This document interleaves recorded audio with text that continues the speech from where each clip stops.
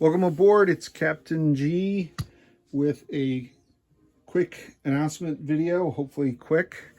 First off, I didn't cover this in a separate video, but like many of you, I suspect, we ordered our first copy ever of Axis and Allies Guadalcanal from Renegade Games and just received ours mid-April.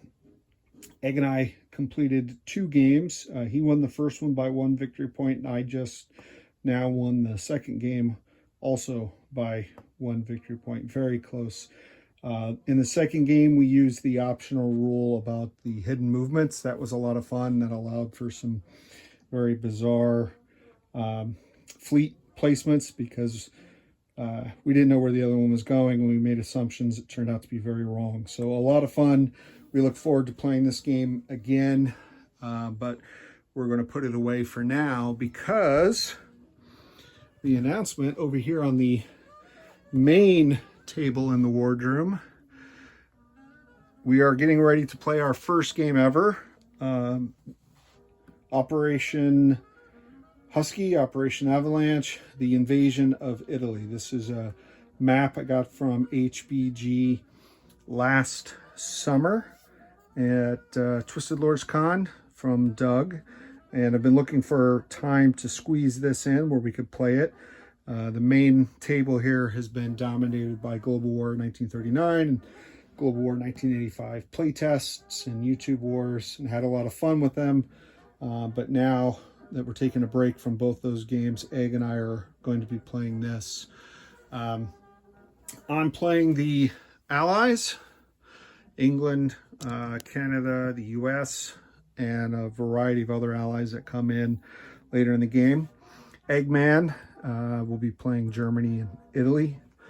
The game is, well, one thing that we're doing in the game is we are playing it blind. We did that with Arnhem 44 that my good friend Flack88 sent as a gift for the holidays.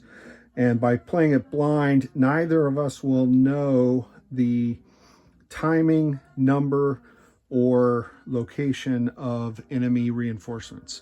We both know both sides are going to get reinforcements in this game, but we're going to play fog of war when units will just show up, and we'll have to deal with them. So that's going to be fun. You can really only do that first few times you play a game, and then eventually you just know from memory how things are going. So we're going to play it blind. This game, similar to Operation Barbarossa, also from HBG, involves supplies. So we're using these oil markers for supplies. You need them to move and attack. Also similar to Operation Iceberg, the invasion of Okinawa, another HBG game.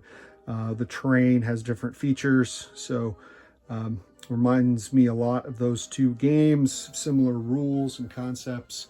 A lot of fun. We are going to customize it a little bit in that this game has a lot of unique units, such as Tiger tanks, Panzer Grenadiers, Basiglieri for the Italians, UK Commandos, US Army Rangers, etc. We've added one. I have these markers and sculpts that I got from HBG.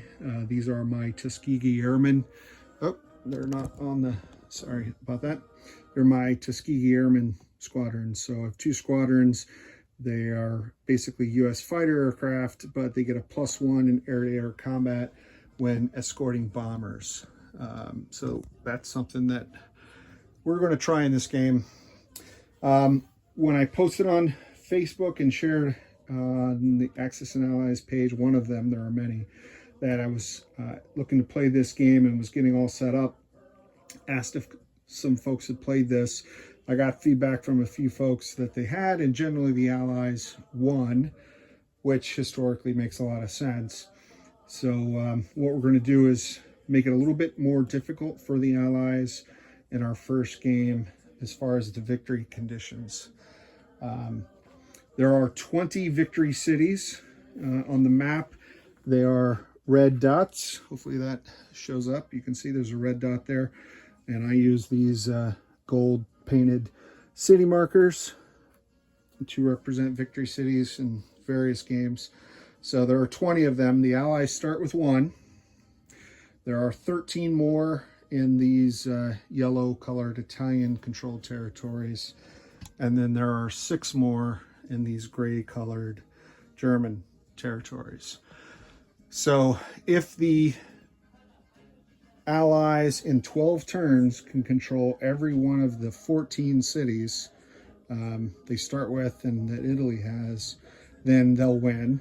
If not, they can also win by controlling all 20 victory cities in 20 turns. If they fail to meet neither of those victory conditions, that's how the Axis wins. So we'll see how that goes. Made the uphill climb a little bit steeper for the Allies, but that's just based on community input on how the game goes. Very much looking forward to it. We probably won't be sitting down for 8 hours at a time based on our schedules and playing big chunks of it.